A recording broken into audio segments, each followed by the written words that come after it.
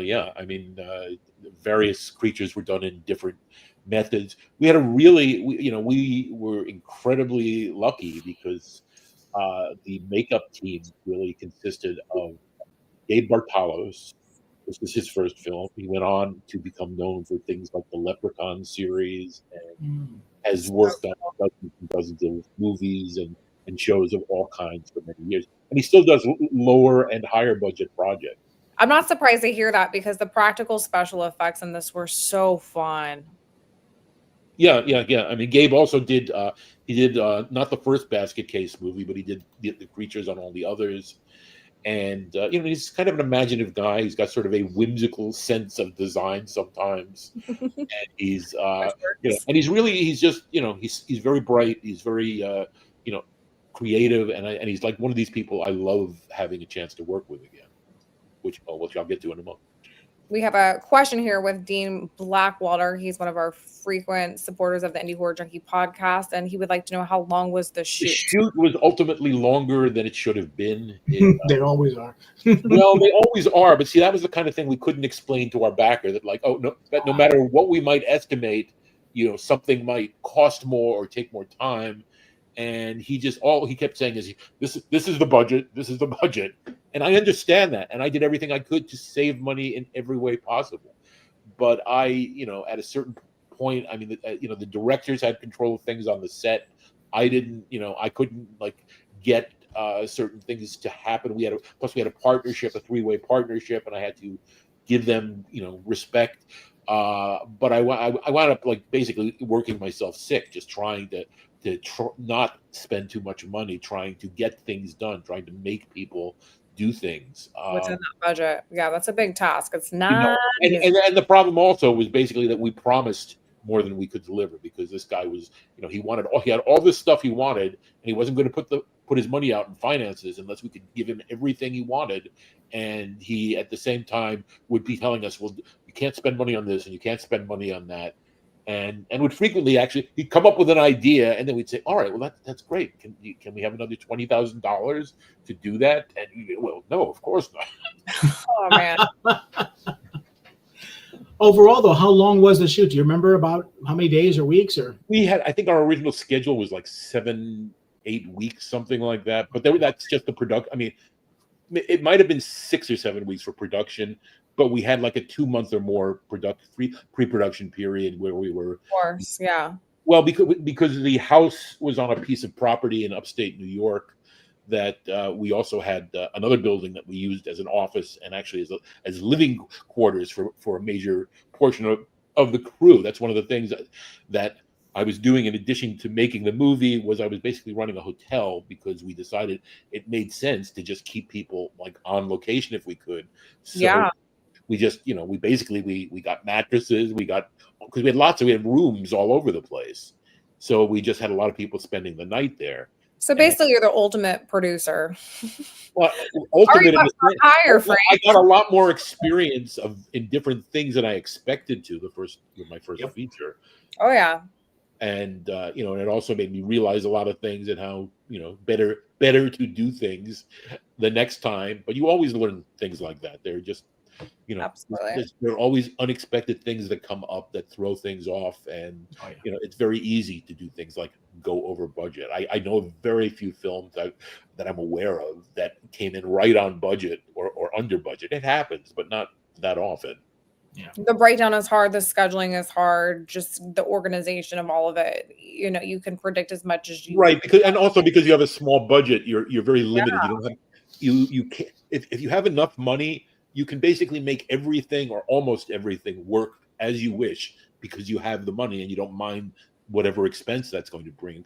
When you're trying to save every day on every aspect, you're always looking for, is there a quicker way or is there a cheaper way, and which makes more sense and which is cheaper in the long run. And so you have to weigh every decision and expenditure. And it's not a good way to have to work in that it's it's necessary, and plenty of low budget films, most of them deal with very similar things, but I mean, I think it's a good, certainly it's a good training ground. I mean, you Oh try yeah, and figure out how to. problem solving along the way. There's no Yeah. better learning experience than that, in my opinion.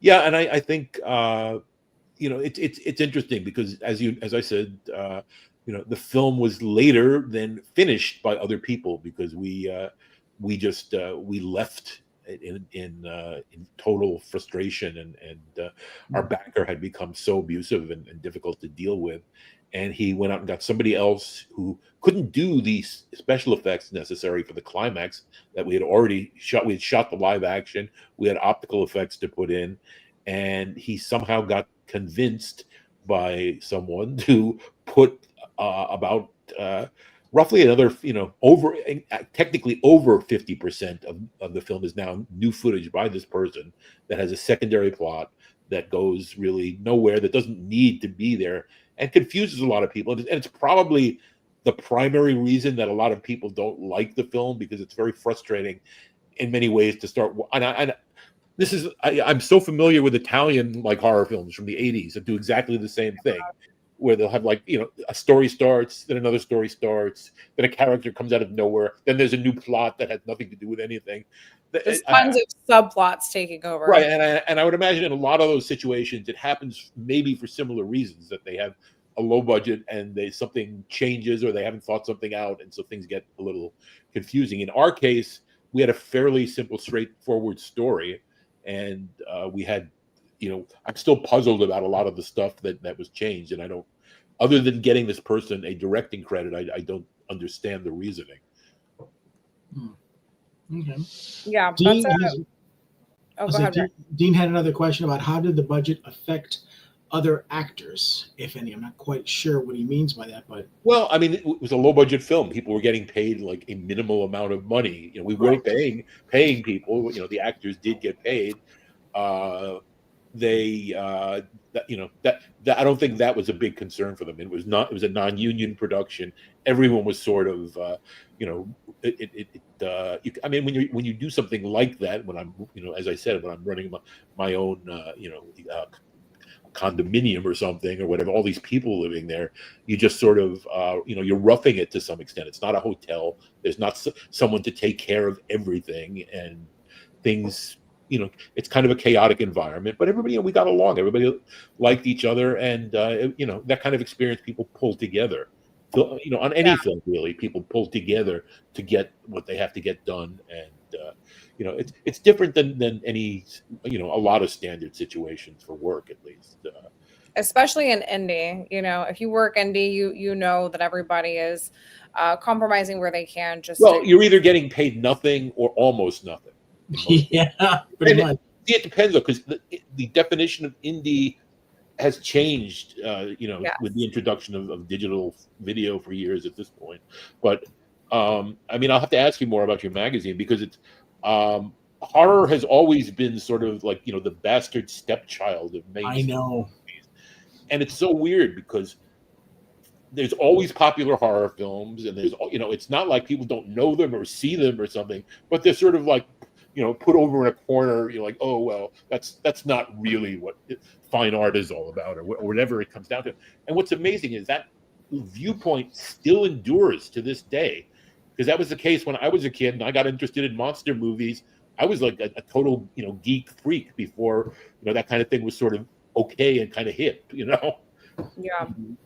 I was going to say, except for the 80s. The 80s, it seems horror ruled back in the 80s. When horror became officially mainstream, meaning there had been mainstream horror movies before, but there was a wave of horror, mostly off of imitations of a handful of movies that people kept repeating formulas for.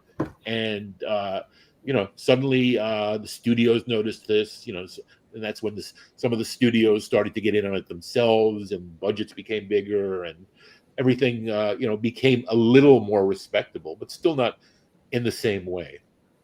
Yeah, to me, it's like I had this argument with so many people, because I agree with you that horror is always treated like the bastard child. But look at the most recent situation, and we have this all the time now. You've got a movie like Red One with Dwayne Johnson coming out, $250 million budget. The movie made $40 million at the box office, may close out at $100 million. Do that badly, because I'm aware of it, and I was sort of keeping an eye on what's going going to happen with it. And I could see it coming. It's really interesting because it seems like every year for almost, I don't know how many years at this point, somebody does a Christmas movie about a radically like different concept of Santa, and then adheres a plot to it with mainstream stars, right? And occasionally that works, but it's kind of formulaic and predictable at this point. Right, but they bring in these mainstream stars like The Rock. That's going to be a huge amount. They talk about some of the movies that like Indiana Jones and stuff, $250 million. And then you've got Terrifier 3 that has a budget of $2 million and makes almost $90 million in the box office. I mean, when is somebody going to...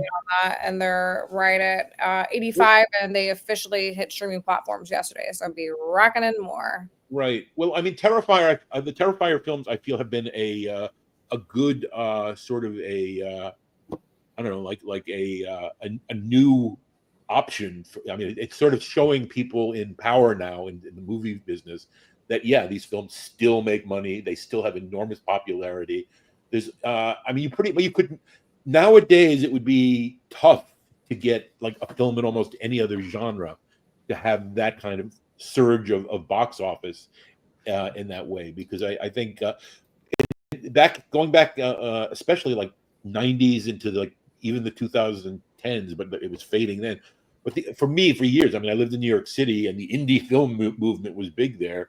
But the indie film movement, the official indie film movement, was drama and art films and documentaries and serious adult movies that are not junk like the horror movies. So, occasionally a horror movie would get through that and get the attention it deserved, but there wasn't quite the respect. That's changed in more recent times. I think a lot of it is because so many people get to share their interest in these things online, and that this has all become like a lot of this stuff, even obscure, exploitation movies that used to, just be like really out there and hardly you wouldn't know them unless you were an extreme fan. They're out there now. They're everywhere. They're on, streaming on every video platform. They're just available to see. So more people get exposed. So I think there's a wider understanding of this stuff to some degree. Plus, also, I think the convention circuit nowadays. I mean, we've got people that are going to conventions all over the country and stuff to see movies that are 40, 50 years old and see these films. I think that really helps, build it up. And families are bringing their kids, and their kids are dressing up as these old times. It's interesting because it's this is the time of nostalgia for 80s horror and 80s movies in general, right? And to tell the truth, I mean, I've seen this happen before with other movies. Like in the 70s and 80s, it was movies of the 30s and 40s. And then you move up a few years, and it became like the 50s was like a big deal. And right now we're in this quote nostalgia craze for 80s stuff, and horror movies are at the forefront of that. But I'll admit I don't like things so much out of nostalgia. I just like things that I like. Mm-hmm.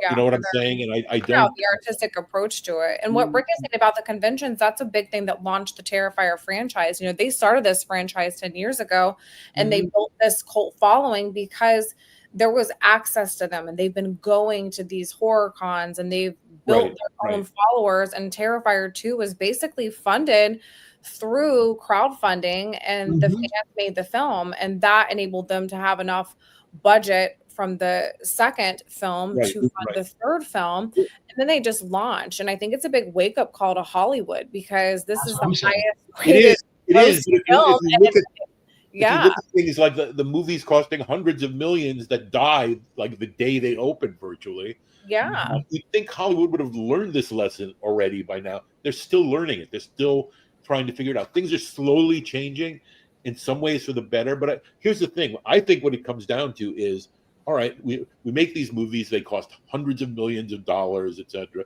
We can make them for maybe a little less, etc. And maybe, but the thing is, they'd be happy to pay less to all the people on the production crew for the most part, right? But the executives do not want to do that. That to me, and I've said this like going back to at least a decade, the first thing that should happen is Hollywood executives should say, all right, we're cutting our salaries by 30% minimally, right? And we're going to follow that by the offers we make to so-called movie stars are going to have to come down. We're going to have to find other ways to be economical in what we're doing, right? But the basic philosophy in a Hollywood movie where you have all the money you could need and more for certain films is just spend the money. It's like it's here, take it, spend it. Yeah, do what you want. And that's where the creativity comes with indie horror, because indie horror filmmakers, they have to work within the means of what they have, and that's where the creativity spills from, because they have to reach outside of the box. They have to pull in whatever resources that they have and call in favors and make sacrifices just to get that film made. So there's so much more heart and passion, in my opinion. I'm sure you guys can, understand this. There's so much more that goes into it because you are limited, but the passion will drive that to the extent of, Terrifier and Stream and what Fuzzlins are doing. What the Terrifier films have done, which I think is important. Well, first of all, I've seen all the I've seen all the Art the Clown stuff, including the anthology film that he first appeared in. And they went through a very easy to see, progression of this went from something very small to something slightly larger to eventually its own film. And it started to veer into the mainstream with the second film that got out there and got a lot more attention. And by that time, and that did well enough so that they got some real money. They were able to just make a film that could get out there. And plus, nobody makes Halloween horror films anymore for the most part. It used to be Halloween. You'd see there's going to be 20 horror movies out this month. I know. Yeah. That's what we need. Oh, I hear you. And one of the topics of discussions with regards to the Terrifier series also is that the first one was more built, I think, around the story of the Art the Clown layout, whereas the second one was mainly known for the creative kills and the gore and stuff like that. And the third one even doubled down on that, where they talked about people throwing up in the first few minutes. And I understand that some of the arguments are like, well, it's just a gore thing or whatever it is.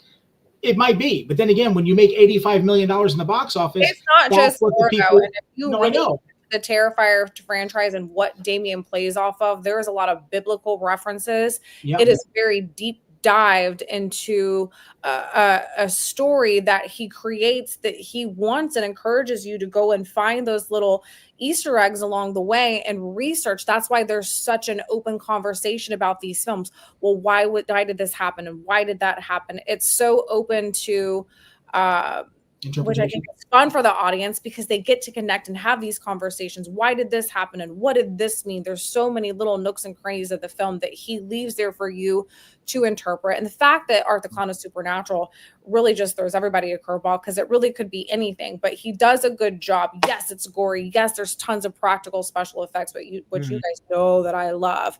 And there's an art in that. When people were throwing up sick and all that, I was like, cheering because it's so artistic in a way, but he does tie into so many different biblical and religious thematics that if you search, it's interesting because I saw the film, and I was not exactly shocked at how gory it was. I sort of got a sense from what I had, but for a mainstream audience, some of that was like more than they're used to. But at the same time, this is the same mainstream audience that watched people, tear apart zombies in The Walking Dead, and it just about as explicit, if not more so. Definitely more guts overall.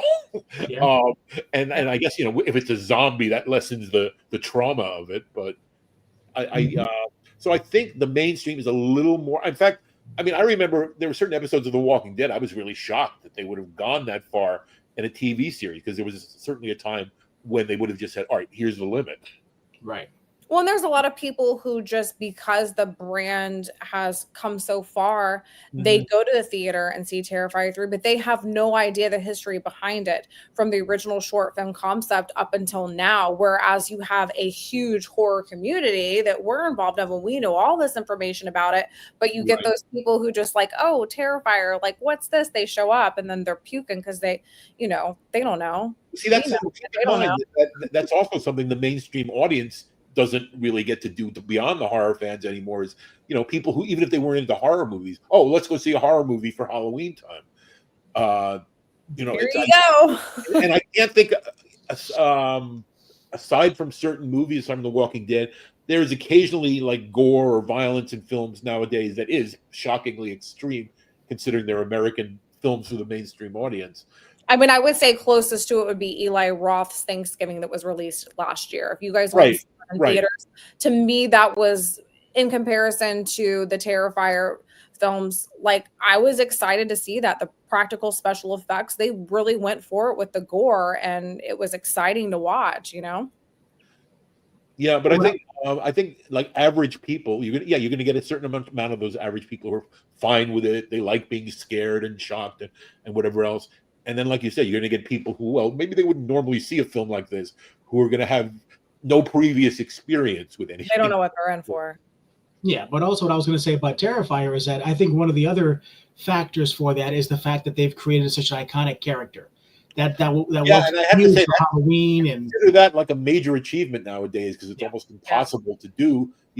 I mean, back in the 80s, into like a couple of decades past, especially the major horror series just kept going and going and going, and there's been nothing that's really recreated that, aside from the Marvel movies, and maybe Fast and Furious. But those are big budget Hollywood action movies. Huge budgets, yeah.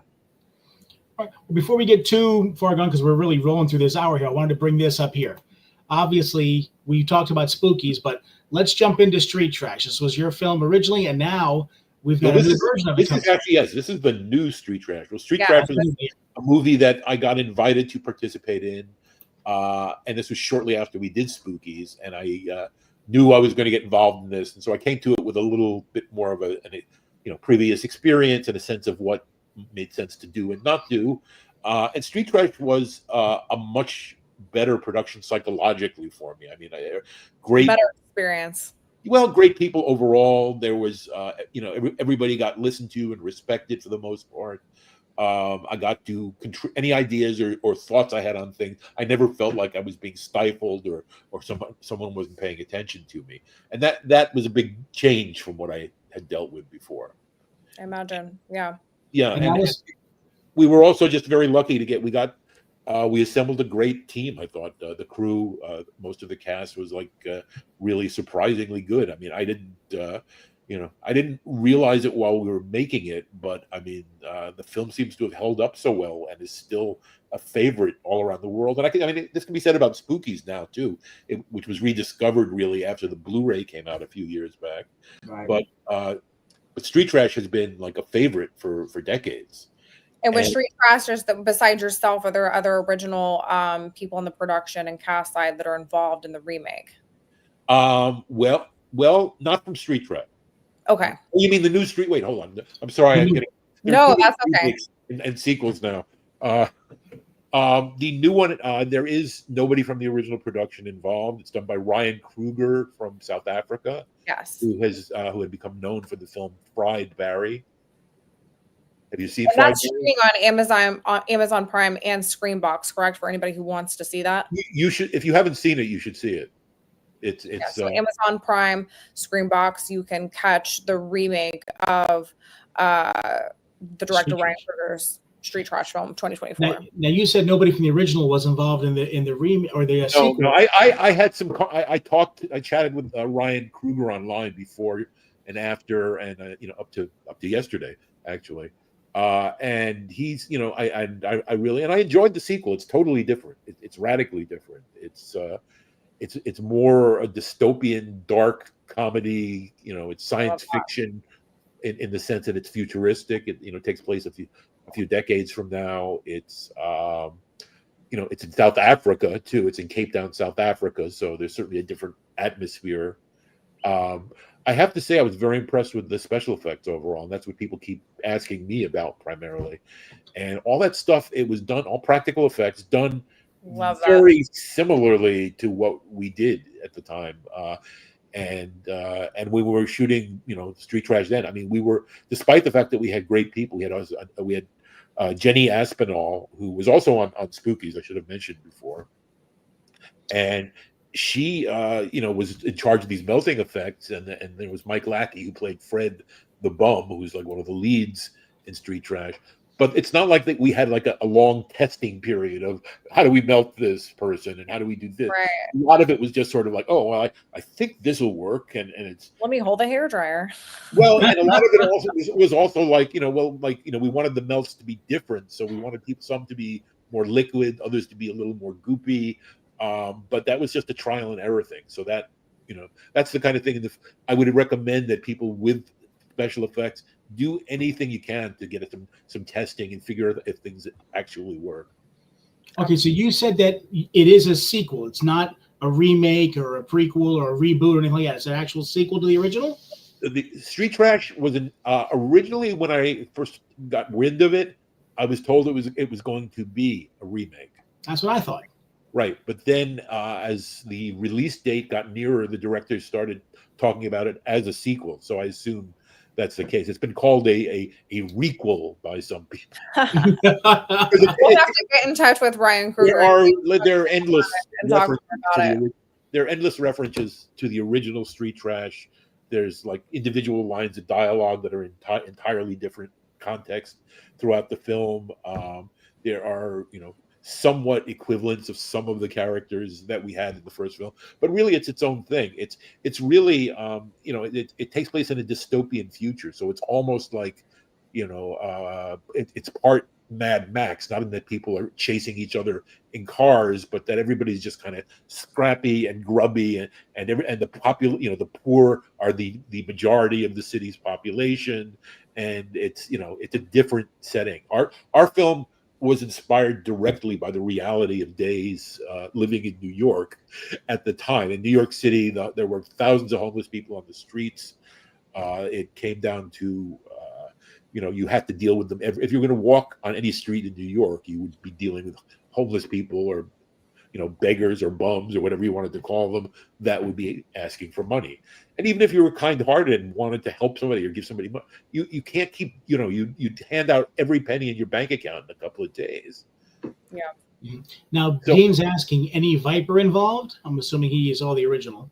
Oh, yeah, it is. It's involved in an entirely new concept. It's, I don't want to get into all the details. I'll just say it's weaponized. Ooh. Okay, very cool. So one question I did want to ask you, though, is that obviously I'm a huge 80s fan, like we talked about, and that was the heyday of horror films, whatever. What do you remember the most that was the most pleasurable work making a movie in the 80s as opposed to today? Any particular things, whether it be I don't think it's a matter of the time. I don't think the times are what make a difference. I think each individual project that you might be involved with is different for many reasons. That can be from the budget to the people that you work with, to the place that you shoot, to what the film is actually about.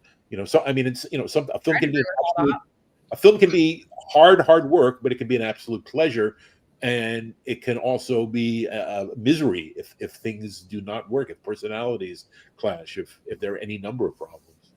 I just figure that's the one decade where horror was such a big thing.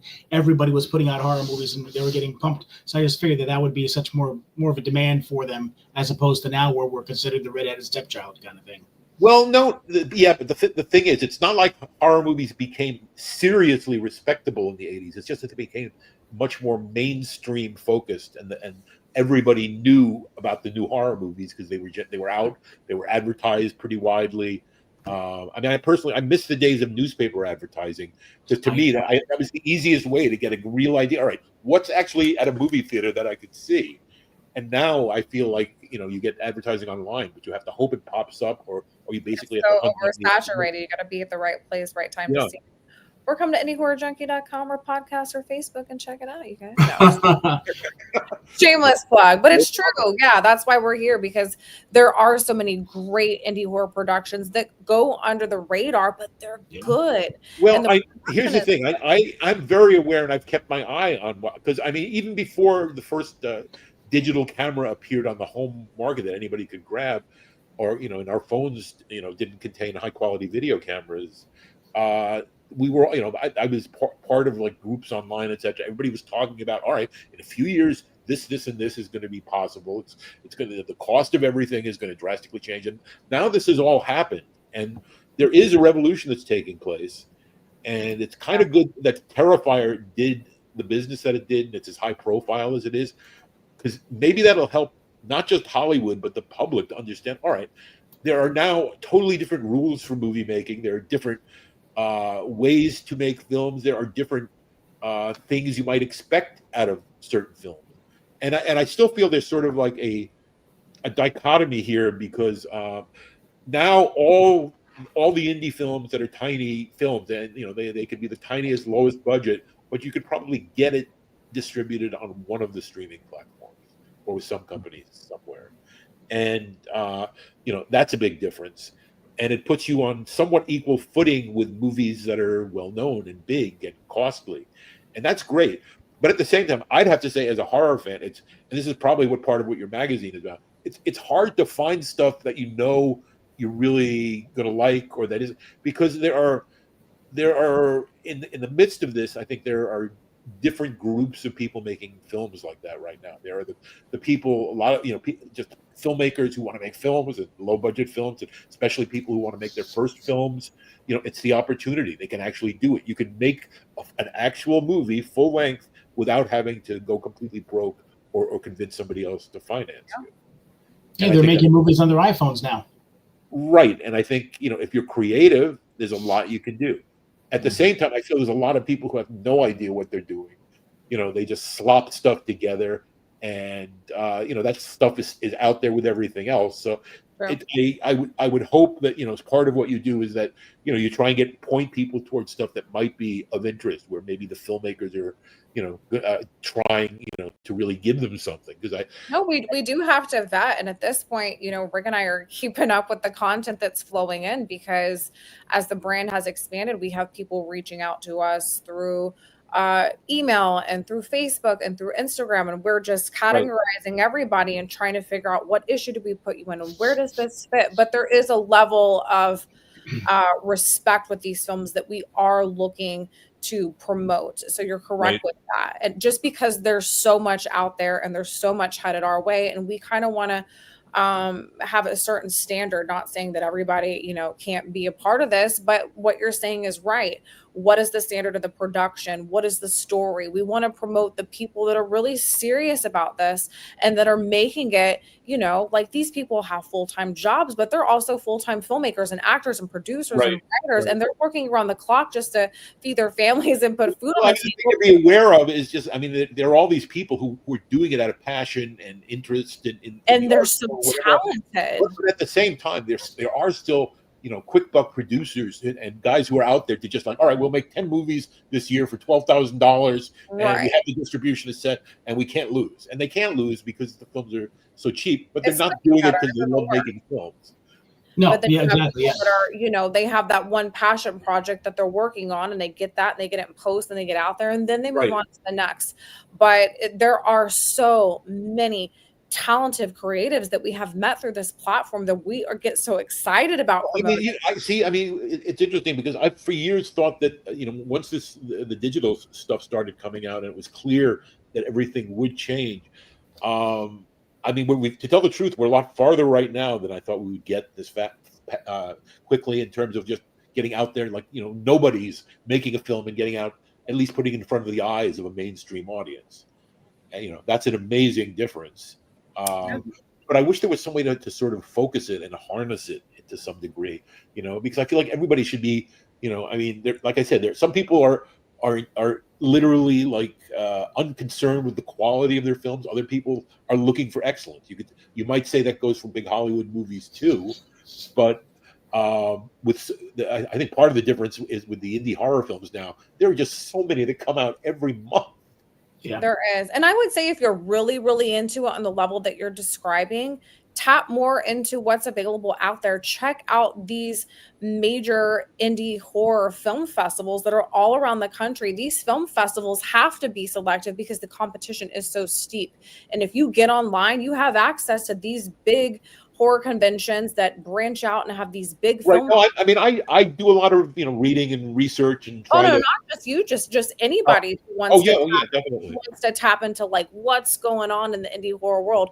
Check out these film festivals. Look who's winning. Look who's selected, and then go and check those films out and follow them on their Instagram page and be supporters of them. And then you get to see when they're putting out more content, and that's who you want to watch. Right, and that's another thing that's changed too, and I think it's a good thing. I think it's a really positive thing, which is you can make things happen and move with self-promotion.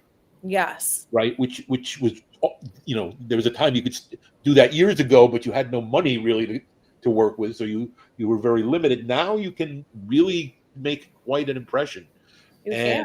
And even if you get picked up by distribution, they want you to continue to promote your product through the social media platform. Well, I think all filmmakers, not just low-budget indie filmmakers, I feel Hollywood should take this lesson and start doing it. Promotion should be like a big thing. Everybody who makes a film, the promotion should be part of the process. And they should understand that from before the first day they shoot anything, because it's really now, because I make such an effort to connect with fans of my movies. That's it. Being accessible to the fans. I have great respect for them, and I'm very grateful to them. And I have no reason to not try and understand them and communicate with them and give them what they feel they want from me. I agree with that 100%. Yeah, go ahead, Rick. I was going to say, we're getting down towards the end of the thing. I wanted to ask you a couple things. First off, are you still involved in anything? Do you have anything coming up that we need to be looking out for? There, which we forgot to get to, but the Spooky sequel that I have proposed. Amazingly enough, no. What happened is, when the Blu-ray came out, Spookies was largely rediscovered by fans, young and old. There were people who remembered seeing it on VHS from years ago, and then there were lots of other people who had just seen it recently. It came out in a beautiful restoration, and it garnered fans all over the world. And that's primarily, I feel that despite the fact that the film was changed, was recut, is in many ways not the film that we made. The monster scenes, all the practical effects, which is our primary focus of what we put into our original movie, people love it. I can look at that film. I can look at that film now, and I think it has better quality effects of that sort than many other films that are better known from that time. The title Spookies, which was not our original title, was put on it by the backer that we had a great deal of difficulty with. And he stole that because he wanted a title like Ghoulies or Goonies. Oh. Right. What was the original title? Do you remember? Twisted Souls. Twisted Souls. Interesting. I like that. So let us know what to expect from the new one. Well, expect a totally different movie that seems like it's from another universe. I'm excited for it. You guys are catching some buzz. It's looking really promising. I just announced it formally. Bloody Disgusting put out a piece, and other websites picked it up. The goal with this really was, this is something I talked about with my one partner out of the two, Thomas Doran. He and I continued to work together for years after Spookies, and we for years continued to want to make films and attempt to make films, and always found ourselves falling, this short in terms of getting financing. I optioned scripts, I had deals going in various places, but everything, when it came down to the wire, things repeatedly didn't work out. It's how the film business is. And somehow I still have so much passion for the whole art form of movies. Yeah. That I can't not make films. And he and I realized, all right, no matter what we do, we will not stop wanting to make films. We at one time talked about like getting lobotomies to be able to force ourselves. I think you have the same mental illness that Rick and I have, so we can second that. It's not something that you cannot do. It's invited. The thing is, obsession. Some people will think obsession is a bad thing, but obsession, unless you're, it's an obsession with murder or something. I think it's what gets things done. You get something. You get something. Channel it. Then you're like, oh, all right, I want to do this. I want to get involved with this. I want to accomplish this. And then you do that. And it's like, oh, all right, well, then I have this other thing, and that's even more challenging. I want to do that. And I think that's a great thing. That's what gets you motivated. That's what gives you a chance to really fulfill your potential. especially if you have the opportunity to build your team and work with people that you want to work with, because like you were saying before, that makes a big difference. Creating that set environment, working with people that you trust, that can be collaborative and respectful, that makes such a big difference. But I know you and I are like Facebook friends. I followed you because of, And right now, having spent a lifetime primarily trying to raise the money for feature films and not actually getting them made, that's only been a smaller percentage of the time I've spent. That's always the hardest part the new Spookies. The script has been overwhelmingly favorably received by just about everybody who's seen it. We have gotten it out to only a couple of places, and they're already showing interest, and things are just looking very positive. And I'm not, I'm very cynical. I keep my fingers crossed. I've seen so many things just fall apart, at the last moment. It's like that. The whole business is like that. It happens with the biggest people in the business. So it's a little easier when you have an enormous cushion of money to rest on. Sure. But I couldn't stop, and somehow this has paid off. Meaning, I could have, when the Blu-ray of Spookies came out, it changed the picture. It gave the film a new life. The potential of a sequel became a reality because almost every movie ever made now is apparently going to get a sequel just because people have heard of the title. Well, because you have the fan base behind it, and because it's 80s. That's the thing. The fan base is extremely enthusiastic, and I've attempted to give them something that's. This is my partner Tom passed away a while back, a few years ago, and one of the things he left me with is an outline for a Spooky sequel. After he swore he wanted nothing to do with any Spooky sequel ever, he says, "Oh, I have a Spooky sequel idea," and he wrote the basics of it, and I wrote a screenplay from this, and I think it's a rather different screenplay. It's intentionally far more ambitious. It is a reaction from us, the creators who were screwed over, to sort of what happened to the first film. And Tom and I had already, talked about this years ago. I mean, we wanted to show the world we could make some genuinely good movies. I mean, we had it in us. It just did, the dice didn't fall exactly that way. But we can actually make credible semi-adult movies. Semi-adult, whatever. Well, some big fans here at the Junkies, so whatever you guys. The new film is a horror comedy. Which we love. It is not a typical horror sequel of this era, and that's one of the things I really didn't mention yet. But most of the time, horror sequels turn me off.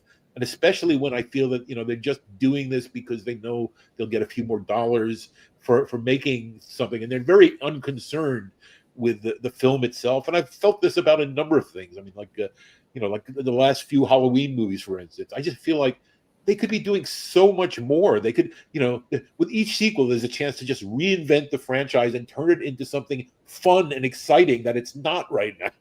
Right. So here's what I want to know. Are we going to see a lot of fun practical special effects like we did in the first one? I am attempting to make everything in Spookies 2, which is full title of which is Spookies 2 Spookier. Spookier, yes.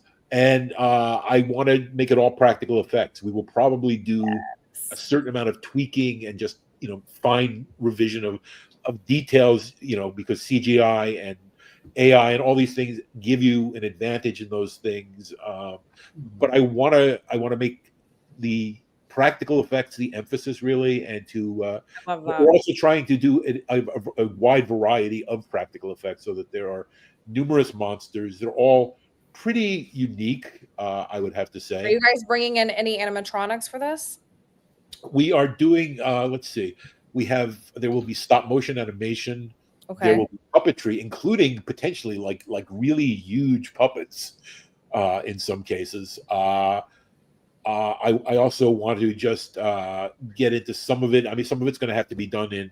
I mean, we have a couple of like large monsters, like kaiju fighting scenes in the streets. It's sort of like I've told people before. It's a love letter to monster movies. Because this is more than anything the stuff that initially got me into horror when I was a kid, fairly young. And there was so many monster movies on TV. This is like the all these movies from like the 50s into the early 60s were on TV all the time, especially on weekends. Right. And so I just like got to see these things constantly, and it was a big influence. It made an impression on me.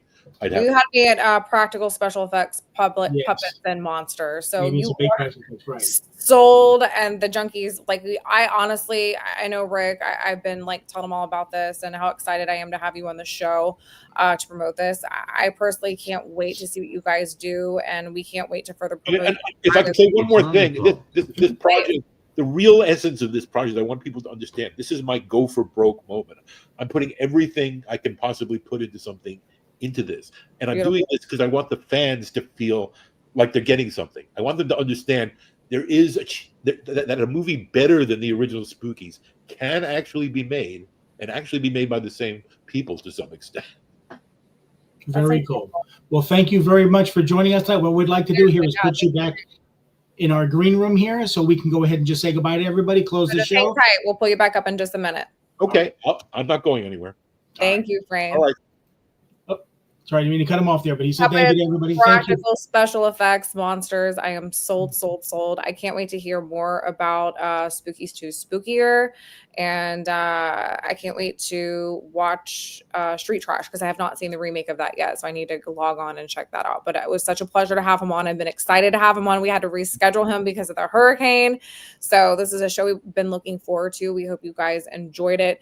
Go check out the original Spookies. I know you can definitely find it on Tubi. Go check out Street Trash. And anything else you guys need, hit us up at indiehorrorjunkie@gmail.com. And hit us up on the website and Facebook and Instagram if you want to chat. Absolutely. And one last thing, just to let you know, there's only 3 days remaining. If you've got a short or a feature-length horror film that you want to see at our next Indie Horror Junkie Film Fest, which is going to be February 7th, 8th, and 9th, now's the chance to do it. You got 3 days. On the 30th is our last day, and then we will announce the lineup just before Christmas, and then all the fun happens with Amy and I and 250,000 of our closest friends at Megaton. Very exciting. I can't wait for that. All right. Thank you, everybody, for joining us, and we will see you next Wednesday. Good night, Junkie.